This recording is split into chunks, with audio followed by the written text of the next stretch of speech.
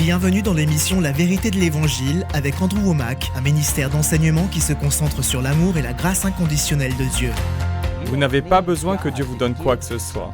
Il vous faut simplement puiser dans ce que Dieu a déjà placé à l'intérieur de vous. Nous en demandons toujours plus à Dieu, alors qu'en vérité, vous l'avez déjà, vous n'avez pas besoin de plus de quoi que ce soit. Ce dont vous avez besoin, c'est d'une révélation de ce que vous avez déjà. Et maintenant, voilà Andrew. Bienvenue dans notre émission La vérité de l'Évangile. Nous sommes maintenant au milieu de notre 5e semaine d'enseignement sur la série intitulée « Vous l'avez déjà ». J'ai un livre qui porte le même titre, un guide d'études, je l'ai en DVD, en CD. Il y a beaucoup de ressources dans lesquelles j'aborde tous ces sujets. Je n'ai pas le temps de revenir en arrière, mais à nouveau, je vous encourage à vous procurer cet enseignement. Je sais que certains d'entre vous regardez ce programme tous les jours, donc vous pouvez penser, j'ai regardé chaque émission, donc j'ai toute l'information qu'il me faut, mais il y a une différence entre recevoir cette étude en petites portions de 30 minutes et le fait de pouvoir s'asseoir et de rester concentré en lisant le livre, en regardant les DVD ou en écoutant les CD. L'avantage est que ça vous permet d'y revenir régulièrement. Vous ne pouvez pas tout comprendre en une seule fois. J'enseigne ces choses depuis 50 ans. Et je le répète encore et encore et encore. Et plus je me focalise dessus, plus je le partage, plus cela m'impacte. Vous devriez faire en sorte d'y revenir régulièrement. En plus, le fait de vous procurer ces ressources vous permet de partager ces vérités avec d'autres. Tout particulièrement nos guides d'études qui vous permettent de préparer des études bibliques. Vous pouvez visiter notre site et imprimer toutes les questions. C'est conçu pour vous permettre d'enseigner cela à l'école du dimanche lors d'études bibliques et d'autres contextes semblables.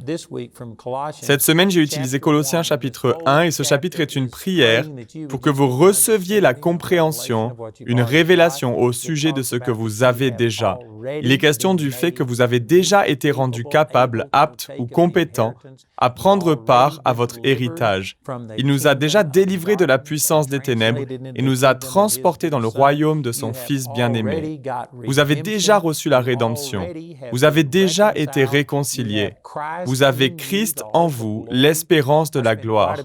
J'ai passé pas mal de temps dans l'émission d'hier à parler du fait que ce n'est pas quelque chose qui va devenir une réalité lorsque vous serez au paradis. C'est une réalité dès maintenant. Vous n'avez pas besoin que Dieu vous donne davantage de quoi que ce soit. Il vous faut comprendre ce que vous avez et le libérer par la foi. Vous pouvez puiser davantage de Dieu, vous pouvez voir Dieu se manifester davantage dans votre vie, mais non parce que Dieu vous touche soudainement et vous donne plus, mais parce que vous renouvelez vos pensées et apprenez à extraire ce que Dieu a déjà mis à l'intérieur de vous.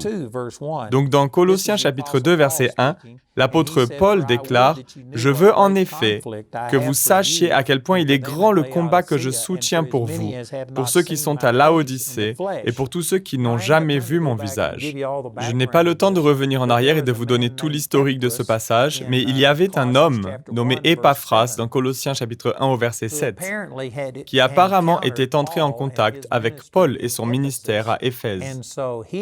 Donc il est né de nouveau, c'est lui qui a amené l'évangile aux gens de Colosse, et c'est ce dont il est question dans Colossiens chapitre 1 verset 7, lorsqu'il est écrit « Suivant l'enseignement que vous avez reçu d'Épaphras, notre bien-aimé compagnon de service, il est pour vous un fidèle serviteur de Christ. » Donc cet homme s'est converti au travers du ministère de Paul, s'est rendu à Colosse et a partagé l'évangile avec eux.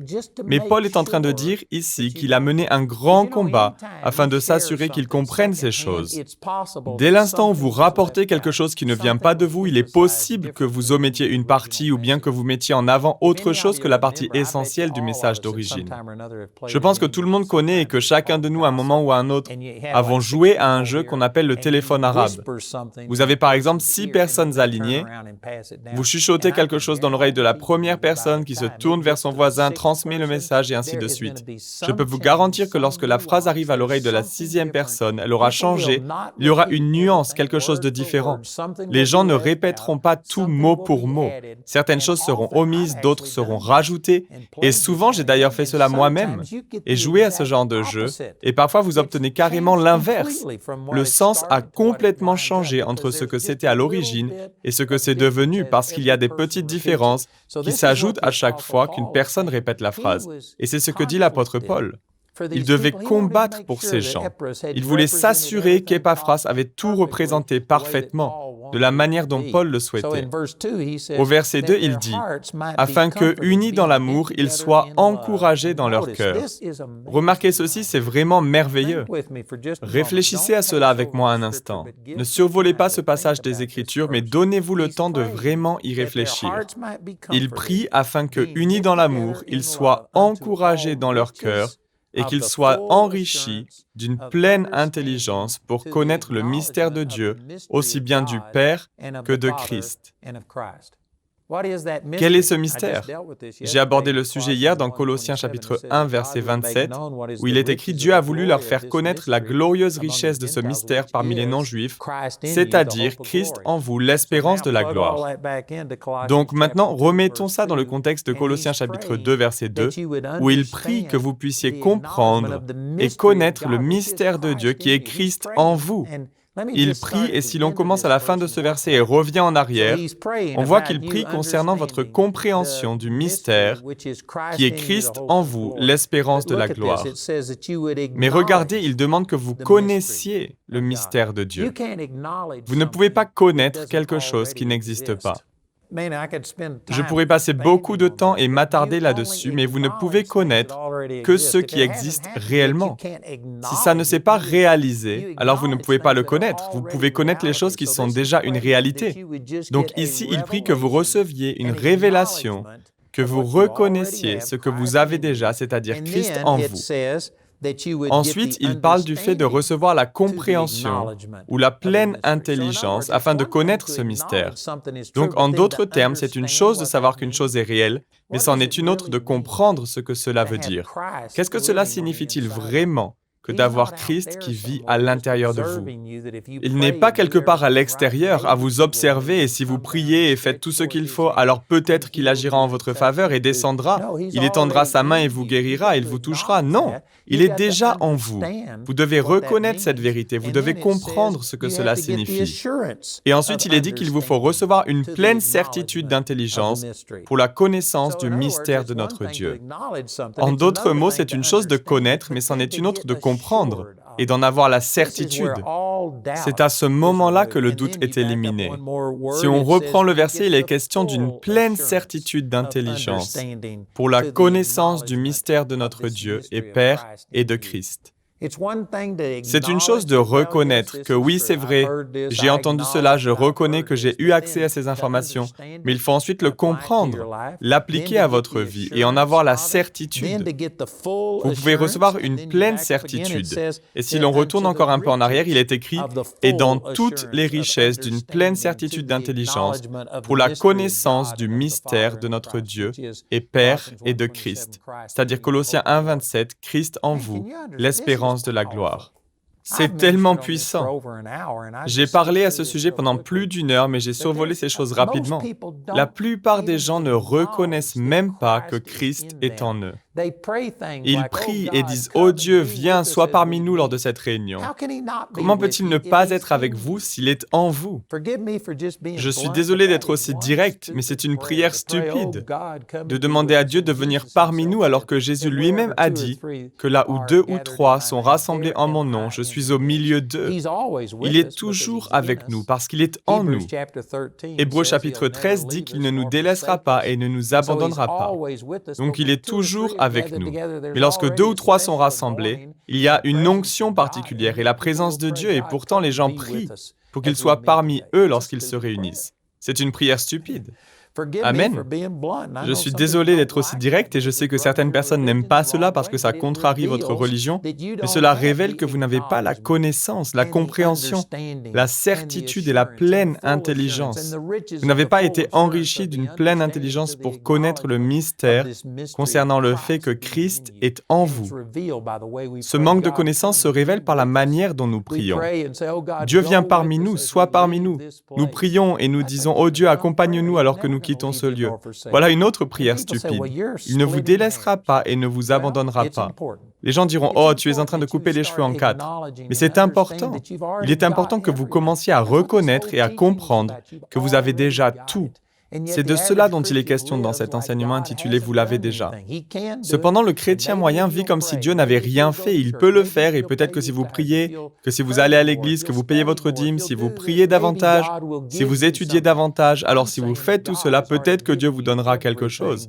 Mais je suis en train de dire que Dieu vous a déjà donné tout ce qu'il est possible de recevoir. Il ne vous en faut pas davantage. Il vous faut simplement reconnaître Christ en vous, l'espérance de la gloire. Ensuite, vous devez comprendre ce que cela signifie, que Dieu Tout-Puissant vit à l'intérieur de vous. Il vous faut aussi en recevoir la certitude, puis la pleine certitude. Paul a dit qu'Abraham avait une pleine conviction. C'est super de savoir qu'Abraham était pleinement convaincu, mais est-ce que vous êtes pleinement convaincu? Est-ce que vous avez les richesses d'une pleine certitude d'intelligence pour la connaissance du mystère de Christ en vous, l'espérance de la gloire? C'est vraiment énorme. Je sais que beaucoup de gens ne se donnent pas la peine de voir les choses de cette manière. Ils n'approfondissent pas tout cela afin de le comprendre. Ils regardent aux choses sur le plan superficiel et le résultat est que vous obtenez des résultats superficiels. Vous obtenez des résultats mineurs. C'est vraiment extrêmement riche ce que Paul est en train de dire. Au verset suivant, il dit « C'est en lui que sont cachés tous les trésors de la sagesse et de la connaissance. En Christ, il y a toute la sagesse, toute la connaissance, tout ce dont vous avez besoin pour vivre une vie chrétienne prospère est en Christ. » Et regardez au verset 4, « Je dis cela afin que personne ne vous trompe par des discours séduisants. » Vous savez ce qu'il est en train de dire? Il dit que si vous compreniez ce que vous avez déjà, alors Satan ne pourrait pas vous tromper, d'autres personnes ne pourraient pas vous séduire. Dans le récit d'Adam et Ève, Satan est venu les voir et a essayé de leur mentir, de les tromper en leur disant qu'ils n'avaient pas tout ce dont ils avaient besoin. Il leur disait, si vous mangez de ce fruit, vous serez comme Dieu. La vérité est qu'ils étaient déjà comme Dieu. Ils ne savaient pas ce qu'ils avaient.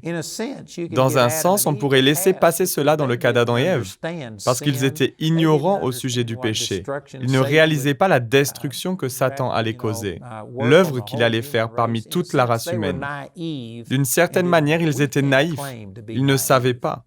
Mais nous ne pouvons pas prétendre être naïfs. Nous avons vu la mort, la destruction, la maladie, la haine, la colère, l'amertume, et la liste est longue. Il est impossible pour nous de prétendre être naïfs. Et cependant, Satan utilise les mêmes tactiques parce que nous ne savons pas qui nous sommes. Nous ne savons pas ce que nous avons. Donc Satan vient et nous fait croire « Tu serais plus heureux, tu serais plus satisfait.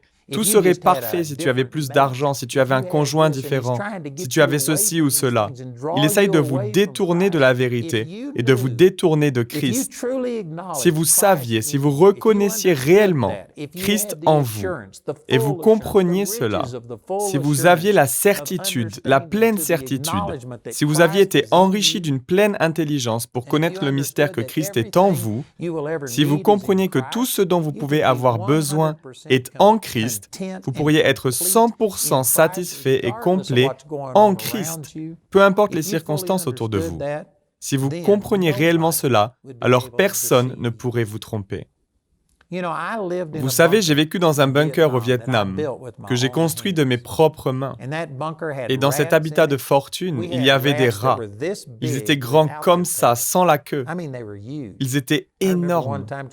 À une occasion, je me souviens avoir essayé d'en tuer un avec mes bottes de combat qui contenaient une plaque en acier dans la semelle.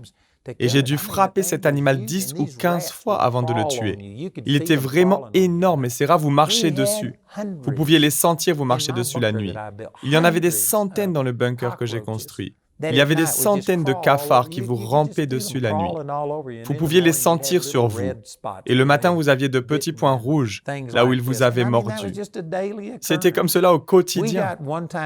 Une fois, nous avons été séparés, nous subissions une grosse attaque et ils ne pouvaient pas nous amener de l'eau par hélicoptère. Nous étions positionnés au sommet d'une montagne, donc nous n'avions pas de source d'eau. Tout devait être apporté par voie aérienne. Donc pendant plus de 2 mois, l'eau était rationnée et nous n'avions droit qu'à un gobelet d'eau par jour. C'était notre ration, et le gobelet n'était même pas plein. Vous n'aviez droit qu'à un de ces gobelets par jour. Vous pouviez vous en servir pour vous raser, pour vous laver, ou pour le boire. Il faisait jusqu'à 46 degrés, et je peux vous garantir qu'on transpirait, on perdait beaucoup d'humidité par les pores de la peau. Et je la buvais pour survivre. À cause de cela, j'ai passé 2 mois sans me laver. Je ne portais pas de t-shirt et lorsque je me frottais, la saleté tombait de mon corps et s'entassait sur le sol. Je devais passer le balai pour tout sortir du bunker. J'ai connu la crasse, j'ai connu la faim, j'ai mangé des rations C pendant 13 mois, j'avais des rats et des cafards qui me grimpaient dessus. Et vous savez quoi? C'était un des meilleurs moments de toute ma vie. Il y avait des épreuves, je ne dis pas qu'il n'y en avait pas, mais j'avais une merveilleuse relation avec le Seigneur, parce que je savais qui j'étais. Je savais que Dieu était réel. J'avais une relation avec Dieu et j'ai quitté le Vietnam plus fort que lorsque je suis arrivé. Donc je peux vous dire que tout ce dont nous avons besoin est en Christ. Vous voyez, si vous ne comprenez pas qui vous êtes, si vous ne voyez pas Christ en vous, alors vous allez penser, il me faut ce nouveau travail, il me faut ce nouveau logement, il me faut cette nouvelle voiture, il me faut tel vêtement, il me faut tel bijou, il me faut un conjoint, je dois obtenir cette retraite. Vous regardez à toutes ces distractions pour votre épanouissement. Ces choses ne sont pas un problème en soi. J'ai passé 13 mois sans prendre de douche chaude. Et malgré le fait qu'il faisait chaud au Vietnam, on a passé un hiver là-bas et lorsque nous avons enfin pu nous laver, j'ai dû prendre une douche froide. Et j'avais horreur de ça. Jusqu'à aujourd'hui, même pendant les grosses chaleurs estivales, je prends des douches chaudes. Je me suis juré que je ne prendrai plus jamais de douche froide de ma vie, à moins d'y être obligé. Bref, ce que je veux dire, c'est que les choses desquelles j'ai été privé ne sont pas un problème en soi. Et aujourd'hui, je suis bien. J'ai une jolie voiture, j'ai toutes ces choses. Il n'y a rien de mal à cela. Mais je sais que ma vie consiste en qui je suis en Christ. J'ai traversé des épreuves et des privations, mais j'ai aussi eu du succès et j'ai prospéré. Dieu m'a béni parce que je sais que Christ est en moi, l'espérance de la gloire. Si vous comprenez cela, alors les tentations de Satan n'ont plus aucun pouvoir d'attraction. Vous n'en avez plus rien à faire. Si vous avez une nouvelle maison, génial, mais si vous n'en avez pas, alors vous pouvez vivre dans un bunker. J'ai vécu dans un bunker pendant 13 mois, j'ai survécu, je pourrais le refaire. Si vous avez une douche chaude, génial, mais si vous n'en avez pas, j'ai passé 13 mois sans me laver à l'eau chaude. Je pourrais le refaire, j'ai appris à vivre sans. Et je pourrais le refaire. Je profite des bénédictions que Dieu m'a données, mais je sais que ma vie est centrée sur Christ. Jésus habite à l'intérieur de moi, et c'est ce qu'il y a de plus important dans ma vie. Et ces vérités ne sont pas que pour moi. Certains d'entre vous qui regardez cette émission pensent que je viens d'une autre planète. C'est comme si vous n'aviez jamais réfléchi à ces idées. Vous avez besoin de toutes ces possessions. Votre vie en dépend. Vous êtes dépendant de toutes ces choses matérielles, de l'acceptation des gens, etc. Je peux vous dire que c'est une position de faiblesse. Il vous faut comprendre qui vous êtes en Christ. Vous devez croire que Christ est en vous, l'espérance de la gloire. Il vous faut le reconnaître et ensuite le comprendre, en avoir la certitude, la pleine certitude, et être enrichi d'une pleine intelligence pour connaître le mystère qui est Christ en vous, l'espérance de la gloire. Une fois que vous en serez arrivé là, plus personne ne pourra vous séduire, personne ne pourra vous tenter et vous dire que vous n'êtes pas parfait tant que vous n'avez pas ceci ou cela. Non, j'ai tout pleinement en Christ. Il continue et dit au verset 5, donc dans Colossiens chapitre 2, verset 5, « En effet, même si je suis absent de corps, je suis avec vous en esprit, et je vois avec joie le bon ordre qui règne parmi vous et la fermeté de votre foi en Christ. Ainsi donc, tout comme vous avez accueilli le Seigneur Jésus-Christ, marchez en lui. » Ce verset a été un concept clé dans ma vie. J'ai été élevé dans une dénomination, ils étaient portés sur l'évangélisation et ils enseignaient la nouvelle naissance. Ils affirmaient que c'était au centre et que c'était par la grâce. Ils disaient que vous étiez pécheurs, que tous ont péché, sont privés de la gloire de Dieu, que le salaire du péché c'est la mort, que Jésus s'est donné pour nous et nous a offert la vie comme un don gratuit. Ils enseignaient le pardon des péchés. Et je l'ai reçu à l'âge de 8 ans. Mais après être né de nouveau, alors que je continuais à me rendre dans cette même église, ils enseignaient en gros qu'il fallait mériter tout le reste. Il fallait prier suffisamment, il fallait se rendre à l'église, payer sa dîme, être saint. Et ils m'ont enseigné un standard différent pour pouvoir marcher avec Dieu après votre salut que celui qui était en vigueur avant votre salut. Avant ma nouvelle naissance, je ne vivais pas une vie sainte, je n'accomplissais pas toutes ces obligations et je suis venu au Seigneur. Nous chantions cette louange telle que je suis, sans rien à moi, sinon ton sang versé pour moi, agneau de Dieu, je viens. Donc je suis venu à Dieu sans notion de mérite, sans aucune bonté de ma part. J'ai reçu le salut comme un cadeau. Mais dès que j'ai été sauvé, alors il a fallu commencer à mériter ce que Dieu pouvait me donner. Je devais prier, je devais aller à l'église, payer ma dîme, vivre une vie sainte, faire ceci et cela. Et si je ne faisais pas tout correctement, Dieu ne me donnerait rien. C'est à ce moment-là que le Seigneur m'a révélé ce verset. Il m'a montré que de la même manière dont j'avais reçu Christ, c'était ainsi que je devais marcher en lui. Je n'ai pas reçu Dieu parce que je vivais une vie sainte et digne de lui. Donc pourquoi penser que maintenant que je suis né de nouveau, il me faut être saint? Si j'ai reçu le plus grand des cadeaux que Dieu puisse donner, c'est-à-dire le pardon de mes péchés, le salut, si je l'ai reçu comme un cadeau, alors qu'est-ce qui me permet de penser que toutes ces autres choses qui sont moins importantes, les finances, la guérison, la joie, la paix, ces choses-là sont infiniment moins importantes que le pardon de mes péchés. Et si j'ai reçu la rémission des péchés simplement tel que je suis, sans devoir le mériter, et que tout ce que j'ai fait est de placer ma foi en ce que Jésus a accompli pour moi, pourquoi est-ce que maintenant je devrais mériter toutes ces choses? Ce verset est vraiment puissant. Il faut comprendre que de la même manière que vous avez reçu Christ, c'est ainsi que vous devriez marcher en lui. Il est écrit au verset 7, « Soyez enracinés et fondés en lui, affermis dans la foi, telle qu'elle vous a été enseignée, et soyez-en riches en exprimant votre reconnaissance à Dieu. » Ce verset explique que vous devez être affermis dans la foi, en exprimant votre reconnaissance. À nouveau, vous ne rendez pas grâce à Dieu pour des choses qui n'ont pas encore eu lieu. La reconnaissance est toujours en relation avec ce que Dieu a déjà fait. Cela va parfaitement main dans la main avec le message principal que nous voyons dans Colossiens, le fait que vous avez été rendus capables de prendre part à l'héritage.